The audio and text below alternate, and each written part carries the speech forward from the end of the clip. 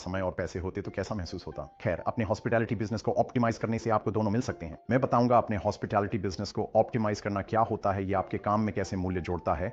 आप खुद को सही मानसिकता में ला सकते हैं ताकि अपनी ऊर्जा उन चीजों पर केंद्रित कर सकें जो वास्तव में मायने रखती हैं। आपका अकाउंटेंट कहता है कि गिलास आधा खाली है, आपका मार्केटिंग वाला कहता है कि गिलास आधा भरा है।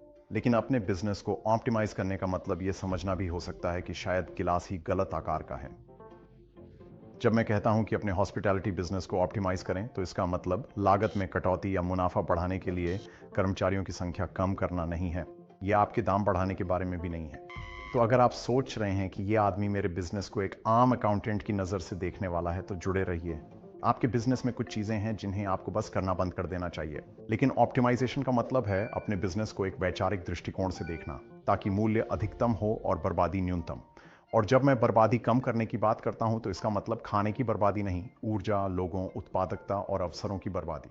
हर उस चीज को देखना जो समय और पैसे को प्रभावित करती है, ताकि पता चल सके कि क्या आपके बिजनेस के लिए फायदेमंद नहीं है। बिजनेस में रहना हमेशा बदलता रहता है और आपको लगातार अपने बिजनेस का मूल्यांकन और समीक्षा करनी चाहिए, ताकि सब कुछ आगे बढ़ता रहे, वरना आप पीछे छूट सकते हैं। अगर आपको समय मिले तो दी योवलो ग्रुप को देखें और जानें कि वे अपने पूरे बिजनेस में कैसे लगातार सीमाओं को आगे बढ़ा रहे हैं। मिनी बार से लेकर रेस्तरां तक, उनके लोगों के प्रबंधन के सभी पहलू, यहां तक कि बुकिंग शर्तों जैसी साधारण चीजें भी। थॉमस एडिसन ने प्रसिद्ध रूप से कहा था, अवसर अधिकांश लोगों से चूक जाता है क्योंकि वह ओवरऑनल पहनकर आता है और कठिन परिश्रम जैसा दिखता है। सब कुछ जैसा है वैसा ही छोड़ देना आसान लग सकता है। मुझे यकीन है कि आप ऐसे बेहतरीन व्यवसायों के बारे में सोच सकते हैं जो एक जगह रुके रहे और प्रतिस्पर्धियों ने पीछे छोड़ दिया। अलग तरह से सोचना आपको वर्तमान स्थिति को चुनौती देने के लिए प्रेरित करेगा, आपके व्यवसाय को बेहतर बनाने के अवसरों की पहचान करने देगा और आपको अपने बाजार में प्रासंगिक बनाए रखेगा। लेकिन कुछ अलग करने के लिए आपके पास सही सोच होनी चाहिए। जब आप यह समीक्षा कर रहे होते हैं कि आपका व्यवसाय अभी किस स्थिति में है, तो आपको अहंकार, आत्मसंतुष्टि और डर जैसी चीजों को एक तरफ रखना होता है। यही वे चीजें हैं जो आपको अपने व्यवसाय को प्रासंगिक बनाए रखने से रोकेंगी, और आपको एक ऐसी टीम का माहौल बनाना चाहिए जहां हर कोई योगदान दे सके।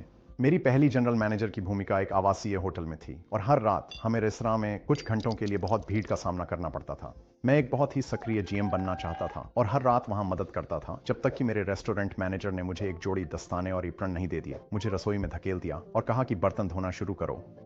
उस समय मुझे यह एहसास नहीं था कि मेरी मौजूदगी फ्लोर पर सभी को नर्वस कर रही थी और इससे हमारी कार्यक्षमता और मेहमानों की सेवा पर असर पड़ रहा था। मैं सेवा टीम का सबसे कम योग्य सदस्य था और मदद करने के चक्कर में मैं चीजों को और मुश्किल बना रहा था, जिससे समय और पैसे दोनों की बर्बादी हो रही थी। ये मेरे रेस्टोरेंट मैनेजर की तरफ से एक बेहतरीन समझदारी थी। मेरे शुरुआती मेंटर्स में से एक कहा करते थे कि एक बेहतरीन प्लान ए के साथ हमेशा एक बेहतरीन प्लान बी भी होना चाहिए। एक ग्रोथ माइंडसेट मानता है कि आप लगातार सुधार की ओर बढ़ सकते हैं, जैसे ट्रायल और एरर, सीखना और अलग अलग नजरिए अपनाना। कुछ ऐसे आइडियाज होना भी ठीक है जो ज्यादा सफल ना हो, और यहां तक कि कुछ ऐसे भी जिन्हें आप मानना ही नहीं चाहेंगे कि कभी आपके पास थे। दूसरा विकल्प है कि आप कुछ भी ना करें। ग्रोथ माइंडसेट रखना और अपने कंफर्ट जोन से बाहर निकल पाना आपके बिजनेस को बेहतर बनाने के लिए बुनियादी है। अपने आसपास मौजूद दिमागों का फायदा उठाएं, दूसरों को शामिल करें।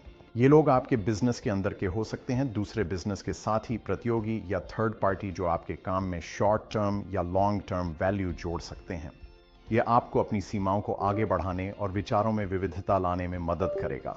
सोचें कि इस समय आपका माइंडसेट कहां है और शायद दूसरों की मदद लें, ताकि आप जान सकें कि अपने बिजनेस के लिए अतिरिक्त समय और पैसा कहां से ला सकते हैं। अपने कंफर्ट जोन से बाहर निकलने के लिए तैयार हो जाएं। याद रखने के लिए यहां 3 मुख्य बातें हैं। अपने हॉस्पिटैलिटी बिजनेस को ऑप्टिमाइज करना लागत घटाने, श्रम कम करने या दाम बढ़ाने के बारे में नहीं है। हर लीडर को अपने बिजनेस का लगातार मूल्यांकन और समीक्षा करते रहना चाहिए, ताकि वे आगे बढ़ सकें। और कुछ अलग करने के लिए ग्रोथ माइंडसेट की जरूरत होती है।